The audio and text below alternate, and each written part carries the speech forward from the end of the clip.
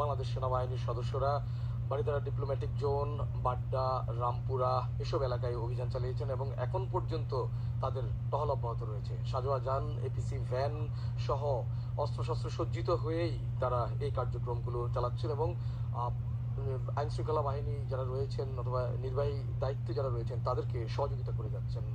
তারা বলছেন যে বাড্ডা সহ রামপুরা এসব এলাকায় যেসব সন্ত্রাসীরা নাশকতামূলক কর্মকাণ্ডের সঙ্গে জড়িয়ে পড়ছে কিংবা যারা এই কাজগুলোতে এইখানকার বিভিন্ন বাড়িঘরে আশ্রয় নিয়ে এই কাজগুলো চালাবার বা এই নাশকতা অথবা অপতৎপরতা, অপ্রীতিকর পরিস্থিতি অশান্ত করবার জন্য যারা অপপ্রয়াস চালাচ্ছেন তাদের সেই আশ্রয় নেওয়া বাড়িঘরগুলো গতকাল রাতেই শনাক্ত করতে পেরেছেন।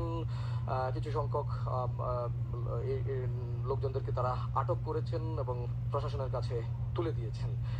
নিজেদের টহল কার্যক্রম, তাদের যে তৎপরতা, এই কাজগুলোতে সন্তুষ্টি প্রকাশ করেছেন এই এলাকায় যিনি দায়িত্বে রয়েছেন সেনাবাহিনীর 14 ইঞ্জিনিয়ারিং ব্রিগেডের commander brigadier general SM. Zakaria Hossain. আমরা দেখলাম যে সকাল 7টার পর থেকেই বাংলাদেশ টেলিভিশন ভবনের কাছে রামপুরা পলাশবাগ এলাকায় এই জায়গাটিতে তারা দুপাশেই তাদের বিভিন্ন কৌশল রয়েছে, গতি রোধ নিয়ন্ত্রক যে সরঞ্জামগুলো রয়েছে সেগুলোকে তারা নানা জায়গায় বসিয়ে যে যানবাহনগুলো জরুরি প্রয়োজনে হোক কিংবা যে কারণেই হোক চলাচল করছে বা সাধারণ মানুষ চলাচল করছেন তাদেরকে নানা ধরনের প্রশ্নের মুখে পড়তে হচ্ছে, কী কারণে বেরোয়েছেন, কোথায় যাচ্ছেন, এই বিষয়ে যৌক্তিক ব্যাখ্যা তারা চাচ্ছেন।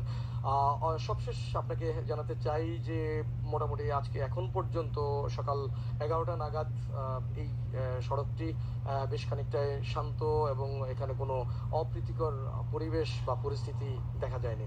এখনকার মতো এই ছিল আমার কাছে সবশেষ।